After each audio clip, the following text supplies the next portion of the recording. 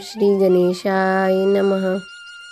वक्रतुंड महाकाय सूर्यकोटि समप्रभ निर्विघ्नं कुरु मे देव सर्वकार्येषु सर्वदा। माघ मास की चतुर्थी को तिल चतुर्थी और संकष्टी चतुर्थी के नाम से जाना जाता है। संकष्टी चतुर्थी के दिन महिलाएं सुख सौभाग्य, संतान की समृद्धि और सर्वत्र कल्याण की इच्छा से प्रेरित होकर व्रत रखती हैं। पद्म पुराण के अनुसार इस व्रत को स्वयं भगवान श्री गणेश जी ने माता पार्वती को बताया था। आइए तिल चौथ व्रत की कथा सुनते हैं। एक नगर में देवरानी जेठानी रहती थी। जेठानी अमीर थी और देवरानी गरीब थी। देवरानी गणेश जी की भक्त थी। देवरानी का पति जंगल से लकड़ी काटकर बेचता था और अक्सर बीमार रहता था।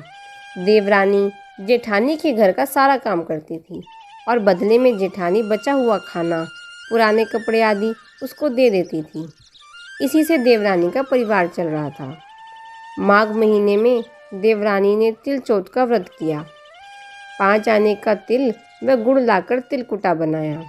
पूजा करके तिल चौथ की कथा करी और फिर तिलकुटा छीके में रख दिया और सोचा कि चांद उगने पर पहले तिलकुटा खाऊंगी, उसके बाद ही कुछ खाऊंगी। कथा सुनकर वह जेठानी के यहाँ चली गई। खाना बनाकर बच्चों से खाना खाने को कहा तो बच्चे बोले, माँ ने व्रत किया है और माँ भूखी है, जब माँ खाएगी हम भी तभी खाएंगे।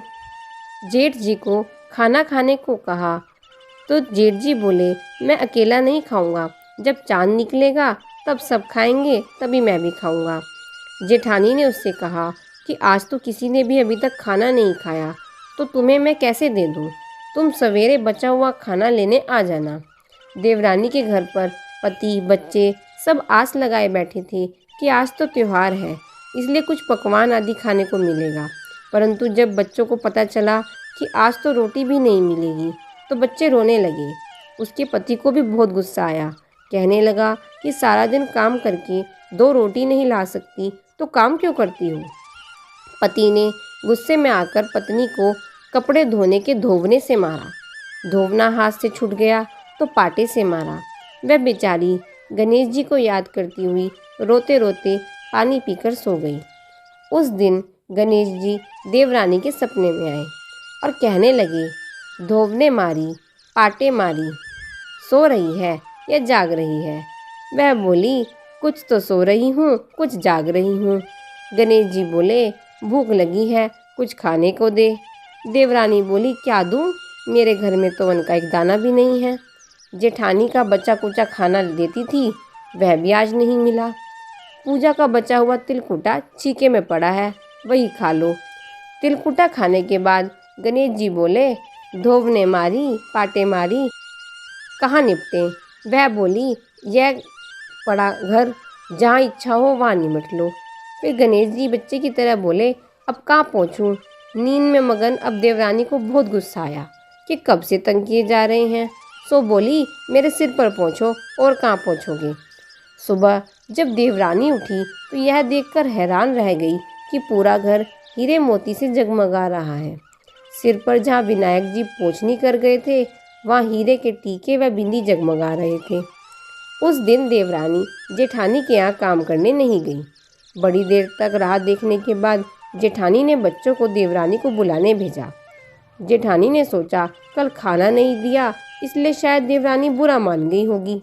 बच्चे बुलाने गए और बोले, चाची चलो, माँ ने बुलाया है, सारा काम पड़ा है। देवरानी ने जवाब दिया, अब उसकी ज़रूरत नहीं है, घर में मेरे सब कुछ भरपूर है गणेश जी के आशीर्वाद से। बच्चों ने घर जाकर माँ को बताया कि चाची का तो पूरा घर हीरे मोती से जगमगा रहा है। जेठानी दौड़ती हुई देवरानी के पास आई और पूछा कि यह सब कैसे हुआ। देवरानी ने उसे जो हुआ था वह सब कह डाला। घर लौटकर जेठानी अपने पति से कहने लगी कि आप मुझे धोवने और पाटे से मारो। उसका पति बोला कि भली मानस, मैंने कभी तुझ पर हाथ नहीं उठाया, मैं तुझे धोबने और पाटे से कैसे मार सकता हूँ। वह नहीं मानी और जिद करने लगी। मजबूरन पति को उसे मारना पड़ा। उसने ढेर सारा घी डालकर चूरमा बनाया और छीके में रखकर सो गई। रात को चौथ विनायक जी उसके सपने में आए और कहने लगी, भूख लगी है, क्या खाऊं? जेठानी ने कहा, हे गणेश जी महाराज, मेरी देवरानी के हाथों आपने सूखा सूखा तिलकुटा खाया। मैंने तो छीके में घी चूरमा बनाकर आपके लिए रखा है। फल और मेवे भी रखे हैं, जो चाहे खा लीजिए। बाल स्वरूप गणेश जी बोले, अब निपटे कहाँ? जेठानी बोली, उसके यहाँ तो टूटी फूटी झोपड़ी थी, मेरे यहाँ तो कंचन के महल है, जहाँ चाहो निपट लो। फिर गणेश जी ने पूछा, पोंछूं कहाँ? जेठानी बोली, मेरे ललाट पर बड़ी सी बिंदी लगाकर पोंछ लो।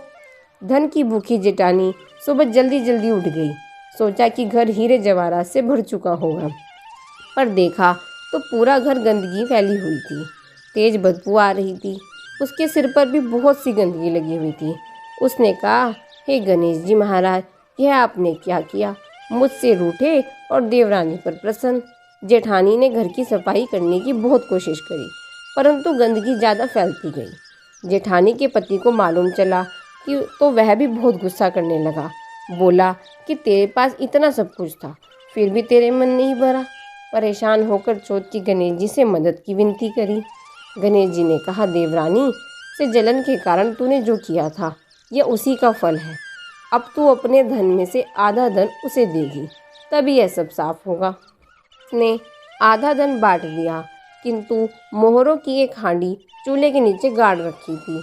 उसने सोचा कि किसी को पता नहीं चलेगा और उसने उस धन का बंटवारा नहीं किया। उसने कहा, हे गणेश जी, अब तो यह सारा बिखराव समेटो।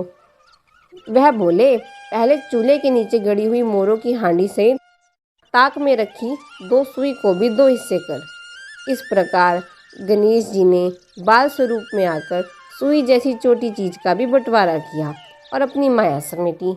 हे गणेश जी महाराज, जैसे आपने देवरानी पर कृपा की, वैसे सब पर करना। कहानी कहने वाले, सुनने वाले व हुंकार बढ़ने वाले सब पर कृपा करना। बोलो गणेश जी महाराज की जय। चौथ माता की जय।